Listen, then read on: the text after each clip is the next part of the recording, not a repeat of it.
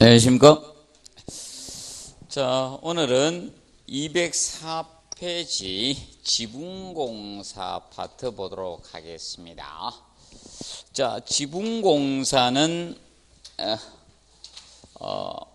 올해는 잘하면 안 나올 수도 있습니다. 한 0에서 한 문제로 보십시오. 0문제에서 한 문제로 보면서 접근을 하시면 되겠습니다. 자, 왜 그런가 하면 19회 때 기출문제가 종합문제로 출제를 했습니다. 전반적으로. 그래서 모든 측면의 종합문제를 출제를 했기 때문에 올해는 잘하면 안 나올 수도 있을 것 같은 느낌이 듭니다. 그래서 작년에는 뭐 개요 부분하고 기와익기하고 홈통공사하고 종합적인 측면으로 기출했기 때문에 올해는 그렇게 보시면 됩니다. 자, 그러면 간단히만 보도록 하겠습니다. 자, 제1절의 개요 부분에서 물매와 관련된 요소가 나옵니다. 물매. 자,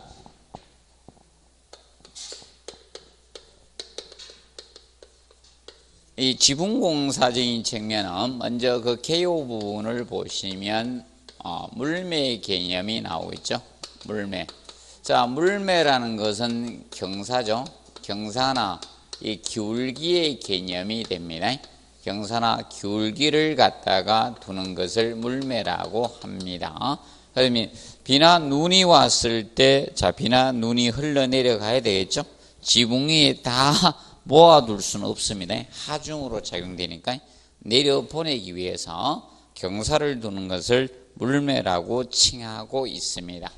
자, 그런데 물매는 우리가 보실 때, 자, 기본적으로 이렇게 정하고 있다는 겁니다.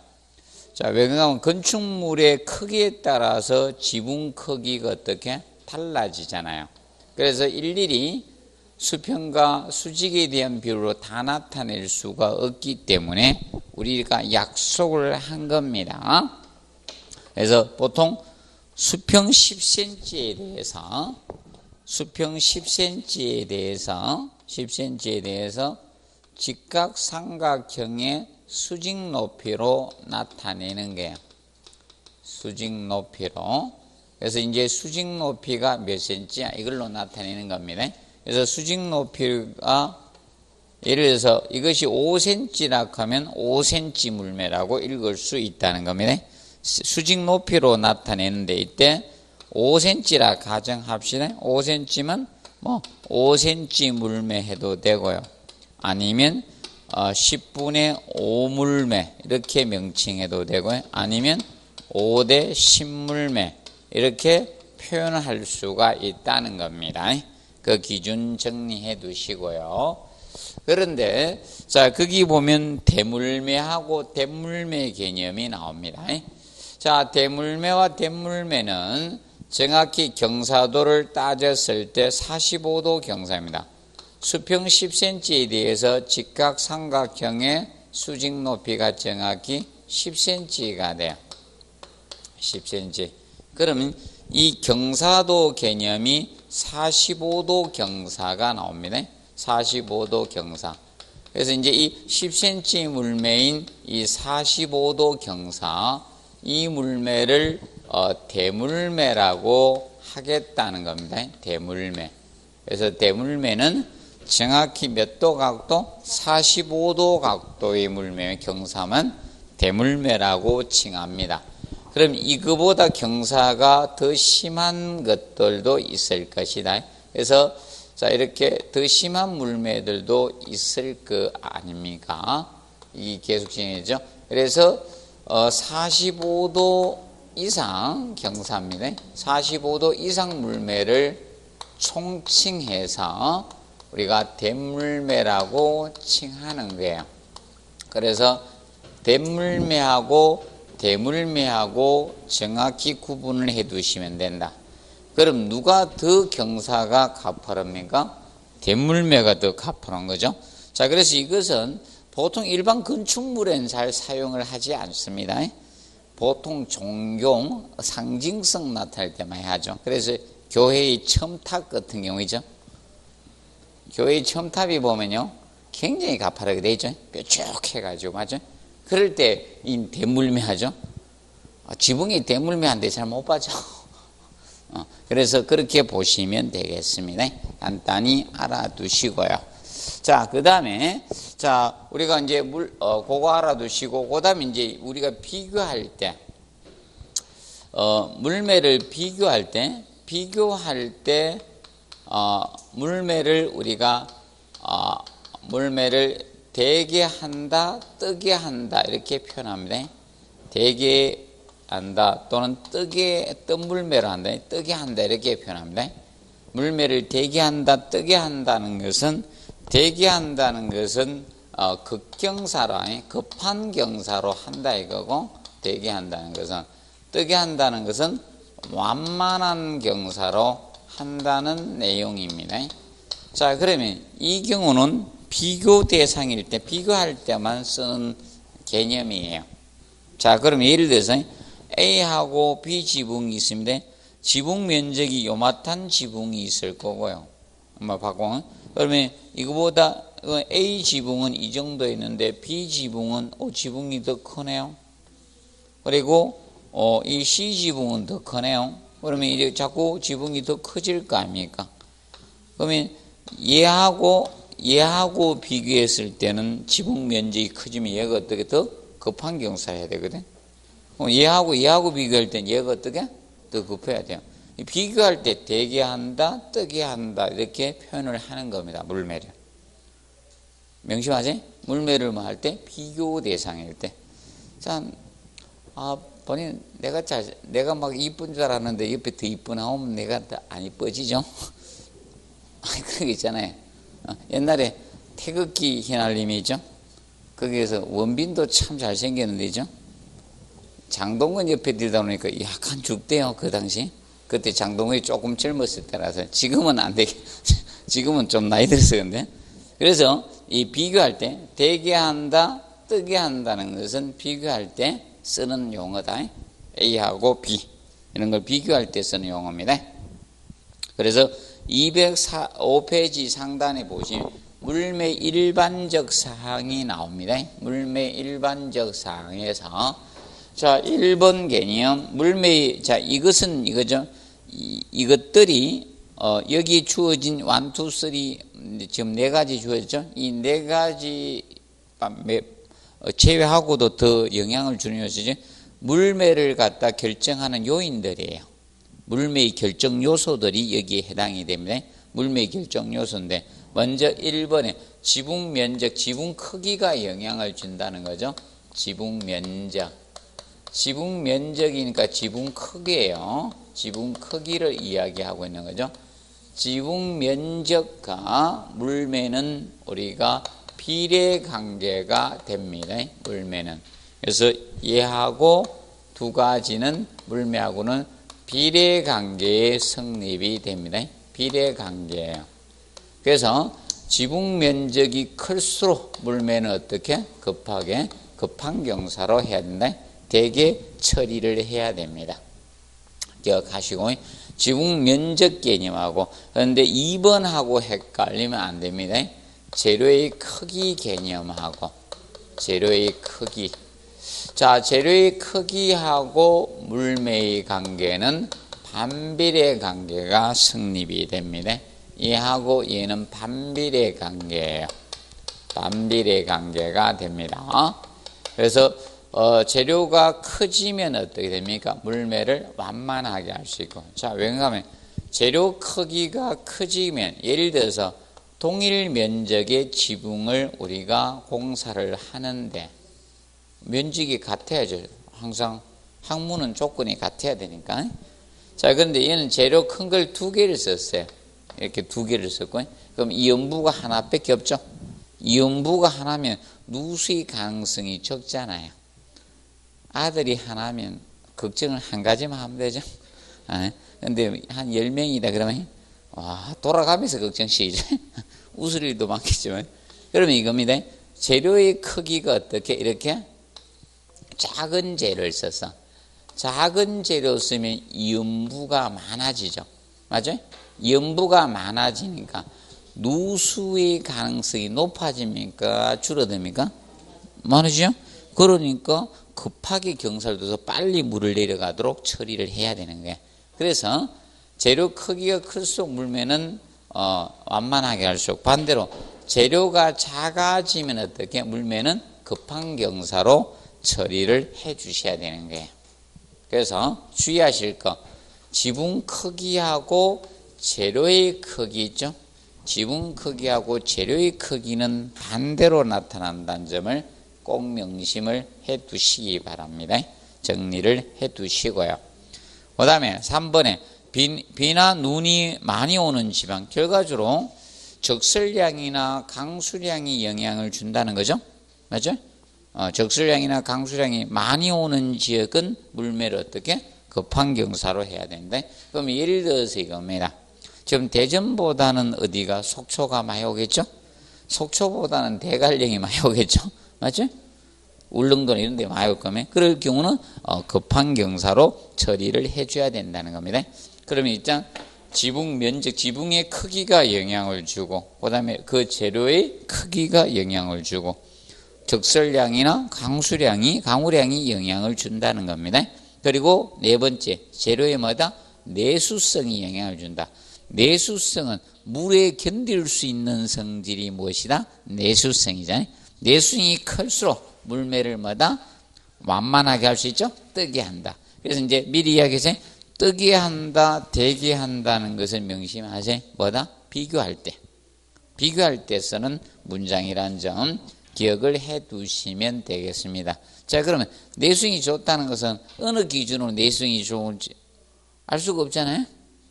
종이보다 내수성이 좋은지 맞죠? 뭐보다 좋은지 맞죠? 그렇게 되면 비교 대상으로 가는 거다. 자, 기억하시고. 그래서 네 가지 대표적으로 해줬어요. 네 가지. 그러면 물매를 결정하는 경사를 두는 요인 중에서 좀 네 가지: 지붕 면적, 재료의 크기, 적설량, 강우량, 그리고 뭐다? 재료의 내수성입니다. 자, 그리고 이런 것도 영향을 줍니다. 재료의 형상도 영향을 줘요. 재료의 형태도 영향을 줍니다. 형태도 영향을 줍니다. 골판이야, 평판이야. 자, 그럼 여러분들 이겁니다. 골판하고 평판이 있으면 여러분들 누가 물매를 되게 극경사로 해야 될 것 같아? 둘이 비교했을 때. 둘이 비교하면 누가 적게 할 수 있을 것 같아? 뜨게 할 수 있을 것 같아? 둘이 비교했을 때 뜨게 하는 것. 자, 여러분들 저겁니다. 잘 생각이 안 나시면 저거 기억하시면 돼요. 평야지대에서 물이 잘 내려가요. 골짜기에서 물이 잘 내려가요. 골짜기죠? 그래서 이제 골판들이 물이 잘 내려가요. 평판이 물의 흐름 속도가 늦어요. 그렇기 때문에 누가 더 급한 경사를 한다? 평판이 더 급한 경사. 얘가 줄일 수 있고 얘가 더 급한 경사를 해야 되는 거예요. 재료의 형태가 영향을 줍니다.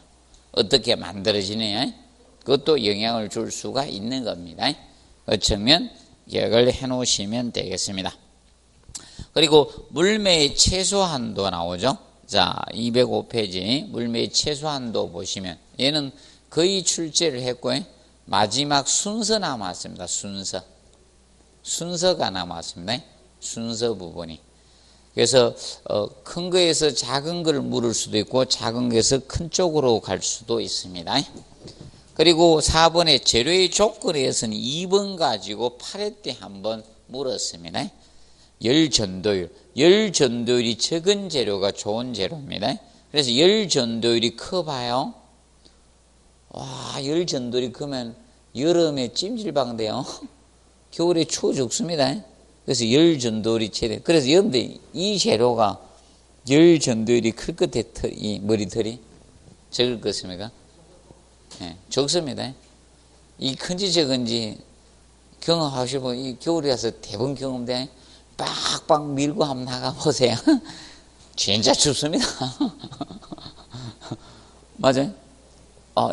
이 털이 안 없어지고 있는 거 보니까 뭔가 하면 이게 아주 중요한가 봅니다. 봐두시고 그 다음에 1번 알아두면 돼. 그래서 얘는 1번하고 2번만 잘 기억해 놓으시면 돼. 내수, 내풍재고 습뒤한 신축이 적어야 돼요. 적은 재료. 그리고 2번, 1, 2번만 잘 보면 돼요. 2번 열전도를 적어야 되고, 그 다음에 무슨 재료? 불연재료야 되잖아.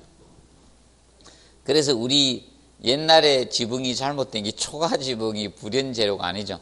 초가지붕으로 했더만 이놈들이 쳐들어 맨날 불질러고 있죠. 이놈들 드라마 이런 데 보면,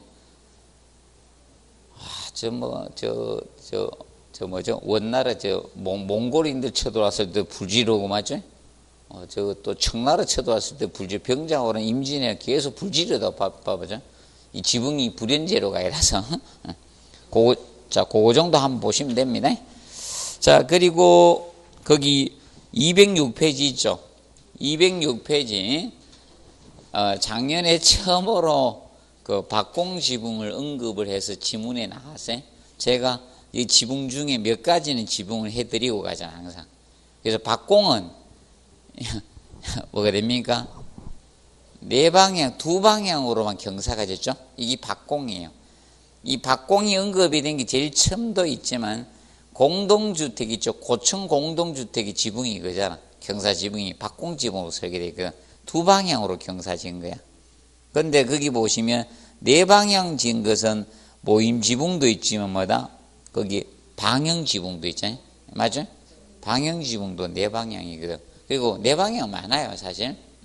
그래서 이제 그 나중에 이제 모임 지붕은 좀 설명을 해드릴 겁니다. 모임 지붕. 그리고 저 밑에 보면 이제 톱날 지붕이 있죠. 제가 하는 것만 하세요. 그 박공 지붕, 모임 지붕 한 봐두세요. 그리고 톱날 지붕 있죠. 이거 봐두시고. 이제 시험 내면 이제 또 하나 더 볼 거예요. 그 세 가지만 보세요. 몇 가지? 세 가지만 지금 봐놓으면 돼. 그래서 톱날 지붕은요, 지붕이 어떻게 톱날처럼 생긴 거야. 맞아요? 지붕이 톱날처럼 생겼는데, 그러면 이 톱날 지붕은 어떻게 하는가 하면, 이 지붕에다 창을 두는 거예요. 창을 두는데, 어느 쪽으로 둘 것 같습니까? 남쪽으로 창을 둘 것 같습니까? 북쪽으로 창을 둘 것 같아요. 네, 북쪽으로 창을 둡니다. 그래서 남쪽에 해가 떴을 때 직사광선이 안 들어오게 하는 거예요. 직사광선. 직사일광이 안 들어오게 하고 천공광이 들어오게 해서 은은하게 전체 조도 분포를 균일할 때 쓰는 것이 톱날 지붕이에요. 톱날 지붕. 그래서 이제 작년 시험에 이제 박공 지붕이 언급해서 나왔어요. 1번이. 1번은 소중한 거라서 항상 해놔야 돼. 그래서 2번하고 그거 있죠? 톱날 지붕. 이 세 가지만 해놓으세요. 다른 놈만 몰라도 돼. 자, 그리고 넘어갑니다. 자, 211페이지 보면 제 4절에 무슨 공사? 홈통공사가 나옵니다. 홈통공사. 홈통공사가 작년에도 지문 한 줄을 냈습니다. 지문 한 줄인데. 자, 그러면 우리가 보통 이겁니다. 홈통 있을 때 이 첨학 간단히 이겁니다. 이제 건축물이 이렇게 있습니다. 이렇게 벽이 이렇게 내려가게 되면 이때 우리가 여기 첨화가 이렇게 나가잖아요. 첨화가 이렇게 나가 지붕이 있습니다. 그러면 첨화홈통이라는 것은 제일 어디에서? 첨화에 간단해요. 첨화에서 받아준다 해서 뭐다? 첨화홈통 제일 먼저 받는 거 이게 첨화홈통입니다.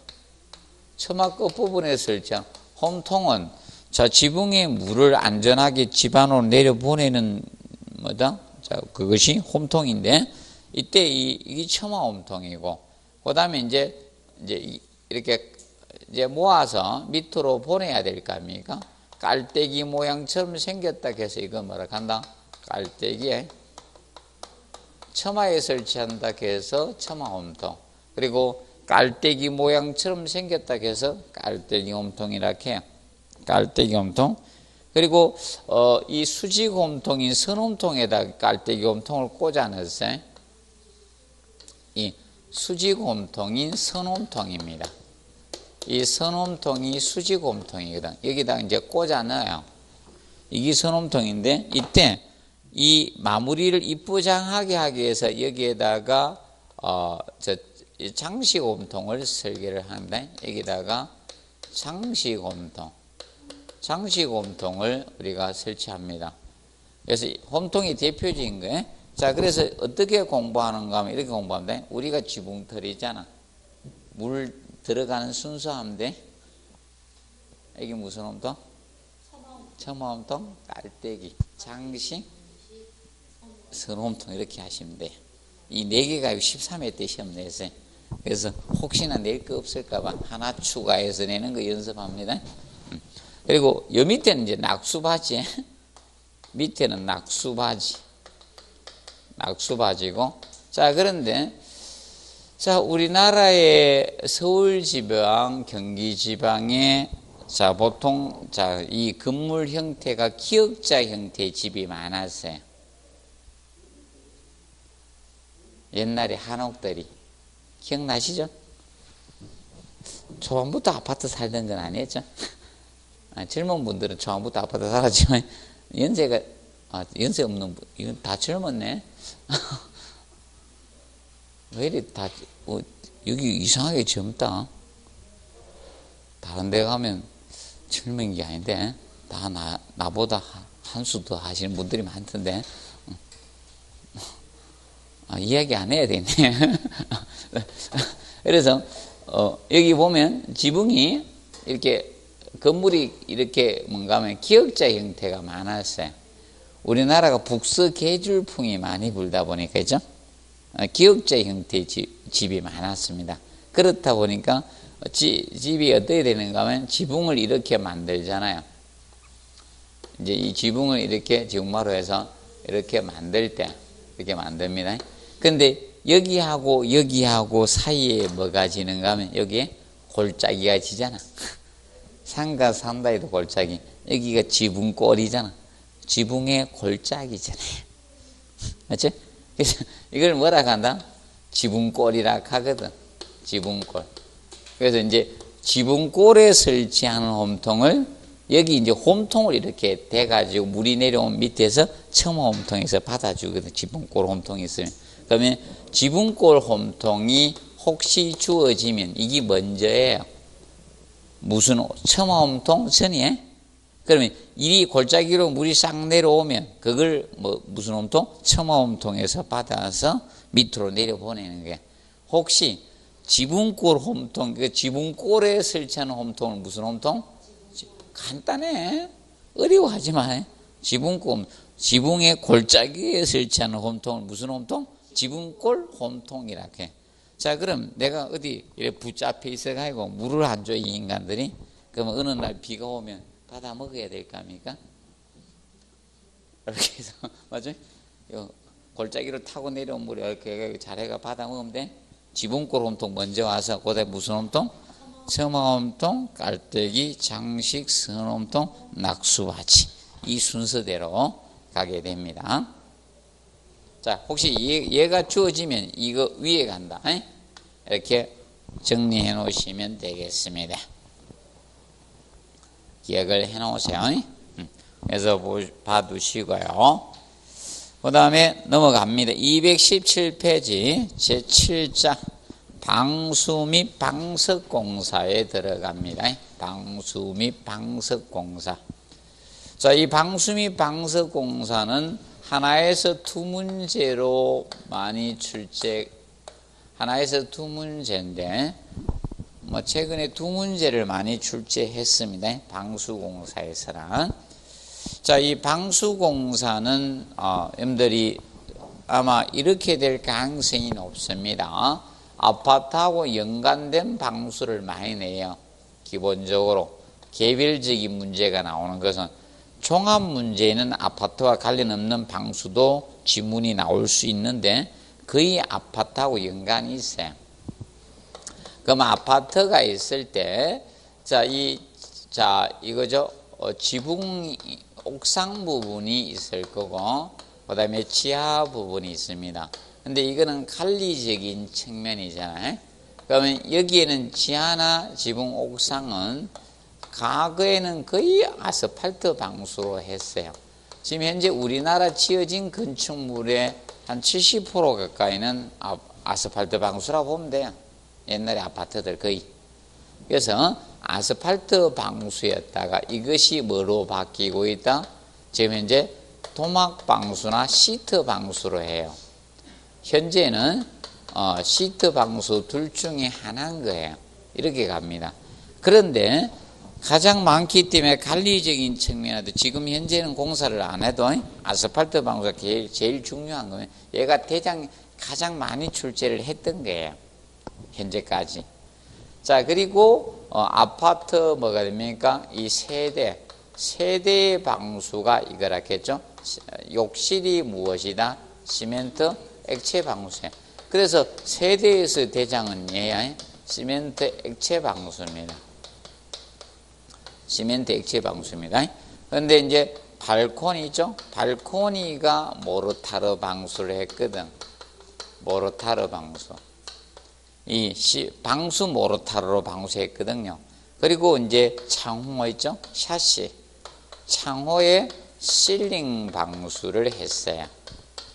자, 그러면 지금 현재 흐름을 가르쳐 줄게. 최근의 시험이 이겁니다. 이거 한번 냈다가 이거 한번 냈다가 다시 이거 한번 냈다가 이거 한번 냈다가 기본적인 문제가. 그리고 어디로 갔는가 하면 토막으로 가죠. 앞전에 토막 가세요. 자, 왜냐하면 시트는 15회 때 이미 두 문제를 출제를 했어.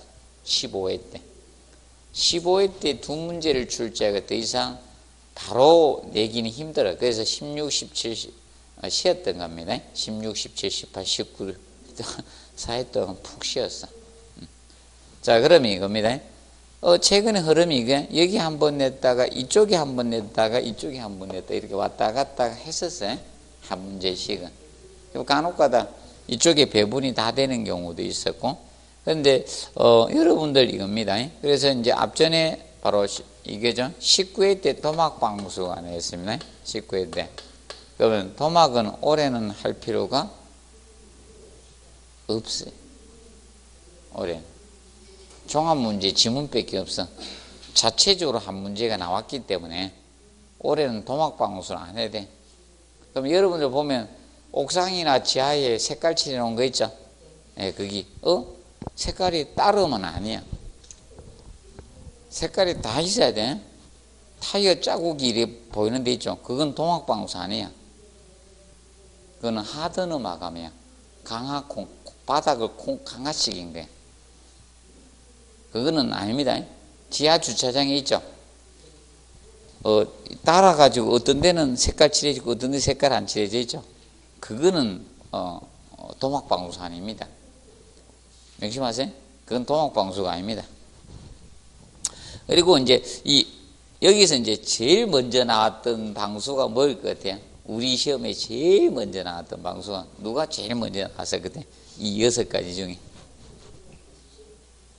이겁니다. 발코니 모르타르 방수 있죠. 얘가 3회 때 제일 먼저 나왔어요. 1, 2회 때는 방수 나오지도 않았습니다. 1, 2회 때는 지붕공사를 다 냈어요. 지붕에서 기와하고 슬레이트 이런 거 냈습니다. 울매하고 이거 나왔었어요. 1, 2회 때는 오지선당형 25문제였습니다. 그리고 3회, 4회 때가 사지선당형 20문제였습니다. 힘들어서 시험 못 치겠다 이래가지고 그러니까 줄여줬다니까. 사지선당으로 20문제로 줄여줬다니까. 하나에 5점이었었습니다. 그러다 이제 지금 오지 40문제가 된 거야. 맞죠? 쉬울 때 시험을 쳐야 돼. 쉬울 때 빨리빨리 치는 게 좋아요, 원래. 사지 20문제 쉽잖아, 맞죠? 사지는 옳고 그름이 딱 보면 표시 나요. 오지 하나 더 많아지면 굉장히 어려워져요. 찍기도 힘들어져요. 그래서 이겁니다. 자, 이 중에서 보시면 이겁니다. 한 번 낸 게 뭔가 하면요. 얘는요, 초반 끝발, 개끝발이에요. 아니, 농담이 아니에요. 초반 끝발, 개끝발이고, 낼 게 없어요. 모르타니까, 모르타로 발라서 방수하니까, 방수 성능은 나쁠 거 아니야. 맞죠? 균열 잘 갈 거 아니야. 맞죠? 넓은데 못 쓸 거 아닙니까? 면적 넓은데 못 씁니다. 그래서 이제 이겁니다. 이 실링 방수 있죠. 얘가 한 번밖에 안 냈어. 실링 방수가. 그래서 이 실링 쪽으로 올 가능성이 좀 높지 않게 순서상은 이리 오는 게 맞다. 순서는 확률상이죠. 지금 확률상 내는 그 기준을 보면 확률상은 실링 방수로 올 가능성이 높습니다. 근데 얘들이 의외적으로 뒤통수 치려고 내밀죠. 어디로 갈 것 같습니까? 시트 방수 종류가 많거든. 여기 아마 들어갈 가능성이 있어요. 여기 시트 이렇게 보시면 돼. 18회 때가 이거 냈습니다. 18회 때는 여기서 한 문제 냈거든. 18회 때 여기서 냈어요. 18회 때. 17회는 여기서 한 문제 냈고요. 최근에 어려움이. 그래서 원래 이리 와야 돼요. 모르타로 가는 게 아니고 얘는 이리 와야 됩니다.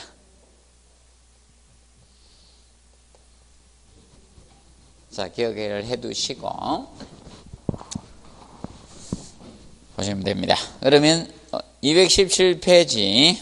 자, 거기 멤브레인 방수, 피막 방수에 대해서 간략히 알아두십시오. 멤브레인 방수, 피막 방수는 자, 얇은 막을 형성해서 하는 거죠. 그래서 아스팔트라든지 뭐 시트나 이런 도막 같은 얇은 막을 불침투성 피막을 형성해서 방수하는 공사를 총칭해서 무슨 공사? 멤브레인 방수 공사라고 칭합니다. 피막 방수. 그래서 얘는 아스팔트나 시트나 도막이란 문장이 붙으면 전부 다 무엇이다? 멤브레인 방수다. 멤브레인 방수는 방수의 종류가 아니다. 총칭해서. 자, 쉽게 이렇게 방수하는 것들이야. 다른 재료를 어떻게 덮어 씌워서 방수하는 것들 쉽게 이야기하면. 맞죠? 다른 재료를 뭐 부착하든 덮어 발라든 있죠? 전체를 뭐다? 덮어 씌워서 방수하는 거. 그걸 무슨 방수? 멤브레인 방수, 피막 방수라고 칭합니다. 자, 그리고 방수 바탕 개념이 나와요.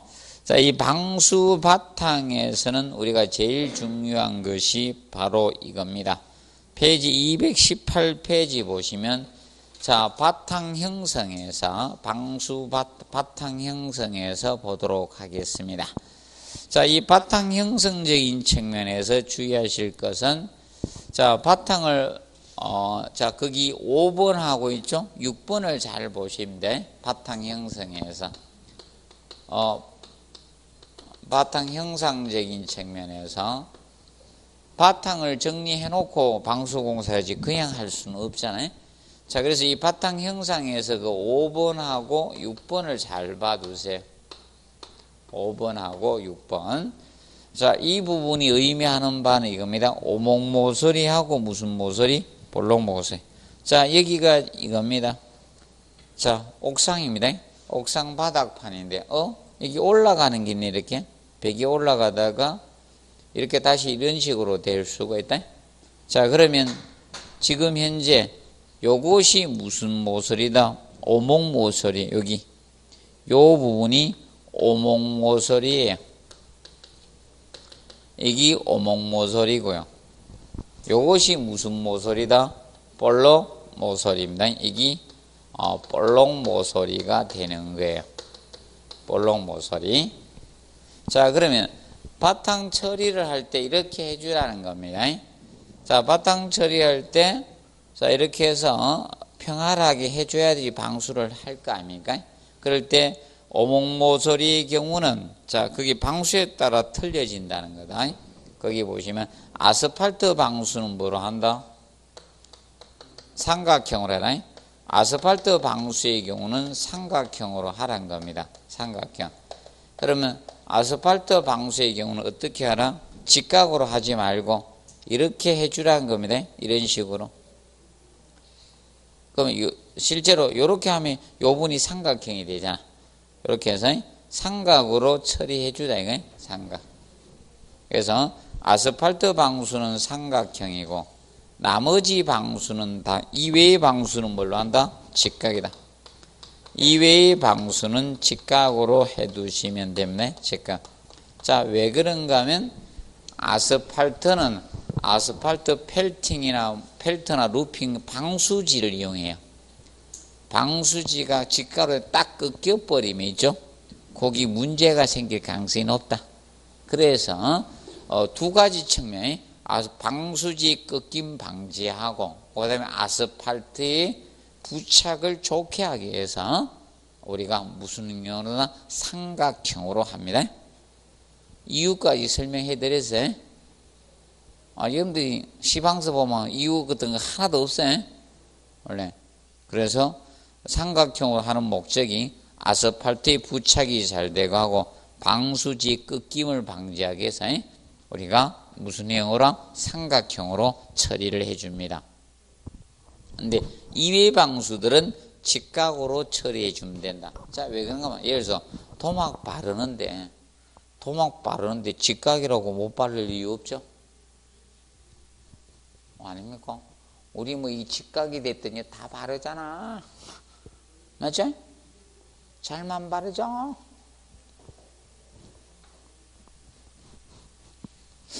요새는 의외로 제가 오늘도 이동하면서 봤는데 하여튼 이동하면서 화장을 많이 하시대. 맞죠? 요새 여성분들이 뭐 지하철 안에나 이런 데서 화장을 많이 하대. 근데 하고 나니까 변신은 되긴 되더라. 맞죠? 아니 버스 안에서도 하고 제가 잠깐 의원을 잠깐 다녀왔는데 갔다 오면 버스를 타고 이렇게 왔는데 버스 안에서도 보고 지하철 안에서 보고 다 화장을 새로 싹 하시더라고. 새로운 사람이 되네. 그래서 공법이 여러 공법이 요새는 이 공법을 많이 써대요. 뭡니까? 문지름 공법입니까? 뭐 이런 거 가지고 이렇게 하대. 스펀지 비슷한 거죠. 그게 뭡니까? 하여튼 그걸로 많이 하대. 다양하대. 그래서 여러분들, 자, 그래서 이거 한번 잘 봐놓으세요. 잘 봐놓으세요. 아스팔트 방수는 무엇이다? 삼각. 나머지는 직각. 그리고 볼록 모서리는 다 똑같아요. 볼록 모서리는 거기 자 각 없이 완만한 면 처리 해주면 돼. 그래서 이거 볼록 모서리 모든 방수와 똑같아요. 각 없이 완만한 면 처리죠. 그러면 각 없이 완만한 면 처리 하라는 것은 둥근 면 처리 하라 이거죠. 이거는 각 없이 완만한 면 처리 한다는 것은 이건 뭐다? 둥근 면 처리 해주자 이 뜻입니다. 자, 기억을 해 놓으시고요. 요거는 잘 봐두세요. 5번, 6번은. 딱 스타일이에요. 네. 오기만 오면 무조건 내. 아니, 무조건 내게 돼 있어. 지들이 안 내고 못 빼게. 아니, 농담 아닙니다. 지들이 안 내고 못 빼게, 오면. 무조건 봤다 가면 무조건 냅니다, 이게. 자, 기억을 해 두시고. 자, 그 다음에 자, 3번에 방수 시공 직전의 바탕 상태 있죠. 요거는 1번을 잘 기억을 해 두시면 돼요. 1번. 자, 건조를 전제로 한 방수공법 적용할 경우 바탕면의 함수 상태 몇 퍼센트? 10% 이하입니다. 이게 건조 상태입니다. 10% 이하하고 충분히 건조되어 있어야 됩니다. 그리고 수변 상태에서 사용 가능한 방수공법 적용할 때는 표면 함수 상태 몇 프로? 30% 이하예요. 자, 그러면 쉽게 이거예요. 자, 수변 상태에서 해야 되는 방수들은 어떤 형태일 것 같아요? 이거죠. 시멘트가 들어가는 거. 이거. 이죠? 얘들은 무슨 상태? 수변 상태에서 방수합니다. 시멘트 액체 방수나 모르타르 방수. 그리고 나머지 4개는 아스팔트 방수나 토막 방수 종류나 시트 방수 종류나 아니면 실링 방수들은 무엇이다? 얘들은 건조 상태에서 해야 되는 거야. 명심하세요? 시멘트는 왜 30% 상태에서 하게 되는가 하면 겁니다. 바탕이 건조하면 바탕이 물을 어떻게? 빨아먹어요. 그럼 자기가 부착 강도가 안 나오는 거야. 강도가 안 나오는 거야. 굳어서. 자기가 소화작용해서 굳으면서 있죠? 응결경화가 돼야 되는데. 그래서 그 퍼센트 기억해 놓으세요. 10%? 그는 10%? 수변이 뭐다? 30에? 32수변. 구분 좀 해 놓으세요. 그럼 퍼센트 살짝 꼰치지 뭐. 어느 번째? 잘 보여요? 특히 건조 상태 잘 봐요. 건조 상태 가지고 변경할란가? 건조 상태 아마 10%를 아마 5%나 이렇게 곤칠 수 있어요. 기억해 줄게요. 잘 봐요. 3은 5로 잘 곤채. 3%가 나오면 그건 5%로 잘 곤채. 지금 힌트 주는 거예요. 10%로 5%로 잘 곤칩니다. 몰라 왜 그런지. 성격상 잘 곤칩니다. 3, 5, 10 이런 퍼센트 잘 봐야 돼. 그러면 그 30% 나왔죠? 걔는 100% 50%로 곤칩니다.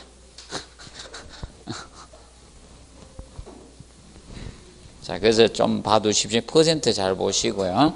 그 다음에 페이지 219페이지 보시면 아스팔트 방수적인 측면 보기 전에 그 위에 드레인 간통 파이프 돌출물 주변 상태 나오죠. 드레인은 여러분들이 원래 드레인이 물 내려가는 걸 드레인이라 하죠. 자, 그래서 이제 여러분들 드레인이 어느 쪽에 있는가 하면 저기 보면 드레인이 있을 겁니다. 발코니 쪽에 보시면 특히 거실 쪽에 발코니하고 그쪽에 가보시면 거실과 침실 사이에 금방 사이에 보면 하나 쭉 내려가죠. 드레인이 내려가고 있습니다. 물 내리면 배수되는 거죠. 내려가고 있습니다. 그래서 윗집에서 물 내리면 쑥 소리 나죠. 그래서 그리고 한 번도 안 나면 그쪽은 그쪽에서 한 번도 안 한다는 겁니다. 앞에서는 절대 물 안 쓰는 세대들은 그쪽에서 물소리가 안 나고 그쪽에서 하면 누군가는 쓰고 있다는 겁니다. 내려가면 푹 소리 납니다. 한꺼번에 보면. 자, 그래서 이 드레인 부분은 우리가 특히 루프 드레인은 지붕이 그래서 거기 보면 3번 체크하세요. 3번. 그래서 이제 드레인은 기본 몇 개 이상? 2개 이상 설치해야 됩니다. 그래서 이제 지붕에 루프 드레인이 있습니다. 지붕에 보면 지붕에 물이 모여가지고 내려가도록 해야 될 거 아닙니까? 그런데 만약에 왜 2개 이상으로 하라고 하는가 하면 하나가 있으면 문제가 될 수가 있어요. 혹시나 바람에 낙엽이나 이런 게 말려와가지고 막히게 되면 못 내려가죠? 그래서 우리도 만약에 콧구멍이 하나 있었으면 어떻게 될까요? 하나 막혔을 때 죽을락 할까니? 맞죠? 예. 그래서 여러분들 간혹 가다 하나로 쉬다 안 되면 입으로 하죠? 2개 이상이잖아, 숨 쉬는 게. 맞죠? 그래서 최소 몇 개 이상? 2개 이상 우리가 하도록 하면 됩니다. 그거 좀 알아두시고. 그리고 이때 그 간격이 나옵니다. 원래는 여러분들 그 설계 도서나 시방서에 지시가 있으면 그대로 하면 돼. 없는 경우 몇 메다 간격? 6m 간격으로 설치하는 것을 권장합니다. 그거 조금 체크해 놓으세요. 한번 봐두세요. 그거 좀 정리해 놓으시면 되겠습니다.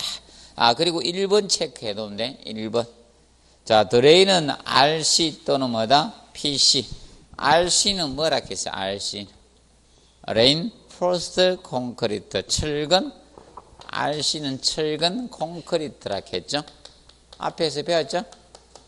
RC는 철근 콘크리트고 PC는 프리캐스트 콘크리트.